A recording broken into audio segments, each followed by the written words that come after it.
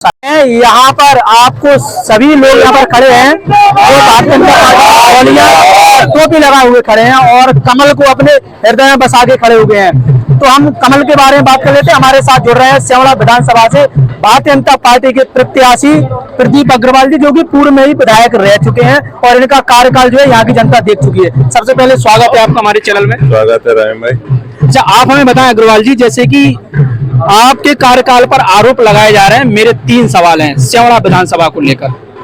जैसे कि स्यावड़ा विधानसभा में, खासकर स्यावड़ा में, स्यावड़ा नगर में सीएम राइज विद्यालय की बात चल रही है। जो सीएम राइज विद्यालय उस टाइम पे स्यावड़ा में खुलना था, वो जो है आप यहाँ की जगह वहां पर ले गए इंदरगढ़ में। क्या कहना चाहेंगे इसमें? पहले तो मैं ये कहना चाहूंगा कि जिस समय सीएम राइज स्कूल आया या गया, ना तो मैं विधायक था ना विधानसभा प्रत्याशी था। मेरे द्वारा ना तो उसमें कोई मेरे को जानकारी थी, ना मेरे उस सहयोग से आया, ना मेरे कारण गया। लेकिन मेरे प्रयास से पुनः माननीय मुख्यमंत्री ने स्यावड़ा में भी सीएम राइज स्कूल खोला है, जिसका कि काम शुरू हो गया है। बहुत जल्दी वो बनके तैयार होगा। दूसरा सवाल, जैसे कि आपके ही कार्यकाल में एसडीएम एसडीओपी कार्यालय इंदरगढ़ में ओपन हुआ था। वहां पर जो है 7 थाने जोड़े गए थे और वहां पर जन सुनवाई टाइप की वहां पर व्यवस्था थी, लेकिन आपके कार्यकाल में ही उसको बंद कर दिया गया, ऐसे भी आरोप हैं। ऐसा कुछ नहीं हुआ है। ये तो प्रशासनिक व्यवस्था है कि जो एसडीएम आता है वो अपनी व्यवस्था के अनुसार पूरी अपने विकास खंड में कहीं भी बैठ सकता है कि 2 दिन हम थरेट में बैठेंगे, 2 दिन इंदरगढ़ में बैठेंगे या 2 दिन स्यावड़ा में बैठेंगे। वो एसडीओपी या एसडीएम की स्वयं की व्यवस्था होती है, उसमें प्रशासनिक या राजनीतिक कुछ नहीं होता है। ये गलत है। ना तो मैंने किसी को प्रेशर दिया और ना मैंने किसी से कहा कि तुम यहाँ बैठो या वहां बैठो। एसडीएम का जहाँ अपना कार्यालय होगा वो वहां बैठेगा। तीसरा जो है स्टेडियम के बारे में कहा जाता है कि इंदरगढ़ के लिए जो स्टेडियम आया था वो आपके कार्यकाल में जो है सैंथरी बनाया गया है, जो कि अनावश्यक है, उसका कोई मूल उपयोग नहीं हो पाया है। तो इस विषय पे क्या कहना चाहेंगे? मैंने 2 स्टेडियम स्वीकृत कराए थे। एक 1 करोड़ रुपए का आउटडोर स्टेडियम और एक 80 लाख रुपए का इंडोर स्टेडियम। आउटडोर स्टेडियम जो था वो नगर निगम, नगर पंचायत, मतलब जैसे नगरीय क्षेत्र से बाहर बनना था, और इंडोर स्टेडियम नगरीय क्षेत्र में बनना था।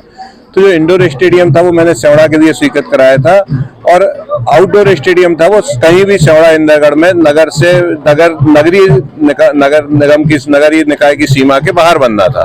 चूंकि जितनी जगह उनको चाहिए थी उतनी जगह उपलब्ध न होने के कारण वो कैंसिल हो गया था। मेरी कलेक्टर साहब से बात हुई और कलेक्टर साहब ने कहा कि वो स्टेडियम आपका जा रहा है। तो मैंने कहा जाने नहीं दो, कैसे भी उसको बनाओ। तो जो भी पूरे स्यावड़ा विधानसभा में जितनी जगह उसको चाहिए थी वो सैंथरी के पास अगर वो जगह हमें मिली और मैंने वहां उसको बनवा दिया, नहीं तो वो नहीं बनता तो वो 80 लाख रुपए हमारे वापस चले जाते। इसलिए, और जैसे भी जगह जहां भी होगी, 1, 2, 3, 4 कितने भी स्टेडियम मध्य प्रदेश सरकार द्वारा, जैसे ही मैं विधायक बनता हूं, लेकिन जगह की उपलब्धता चाहिए, क्योंकि वो शासकीय जगह पे ही बनेगा।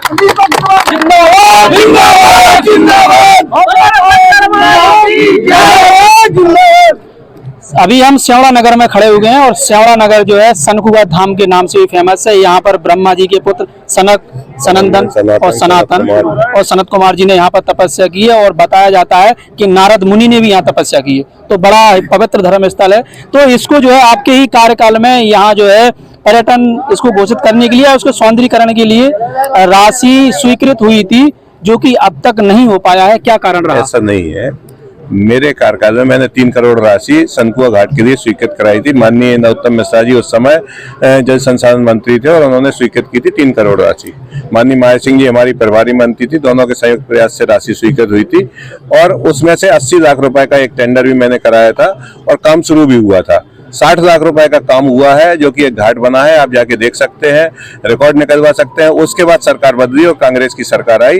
बाकी 2 करोड़ 20 लाख रुपए आज तक हमें स्वीकृति नहीं मिली है, वो पेंडिंग डला है। और मैं विश्वास दिलाता हूं कि जब से 1956 से मध्य प्रदेश बना है, सनकुआ घाट पे सबसे ज्यादा यदि किसी ने काम कराया है तो 2013 से 2018 तक सिर्फ प्रदीप अग्रवाल ने 55 लाख रुपए का काम कराया है। आज तक कोई भी काम सनकुआ घाट पे नहीं कराया है। मैं आपको इस चैनल के माध्यम से एक भरोसा और दिलाना चाहता हूँ। 2013 से 2018 तक मैंने बहुत सारे काम कराए, जिनको कोई आप उंगलियों पे गिना सकते हो। 2018 से 2023 तक पूरी स्यावड़ा विधानसभा में यदि आप 1 करोड़ रुपए की एक बिल्डिंग भी दिखा दोगे तो मैं चैलेंज करता हूं कि जो आप कहोगे वो करेंगे। एक भी काम 5 साल में हमारे वर्तमान के विधायक ने नहीं किया है। और मैं फिर भी बनाता हूं 2023 में यदि जनता मुझे चुन के भोपाल भेजती है तो सबसे पहला काम रतनगढ़ डैम का, दूसरा काम सनकुआ घाट का, तीसरा काम बाईपास का, चौथा काम इंदिरा चौड़ा में डिग्री कॉलेज का, और अन्य काम। और एक सबसे बड़ा काम जो कि मैं प्रयासरत हूँ रेलवे लाइन का, यदि वो भी हुआ तो वो भी स्वीकृत करा के आपको दिखाऊंगा।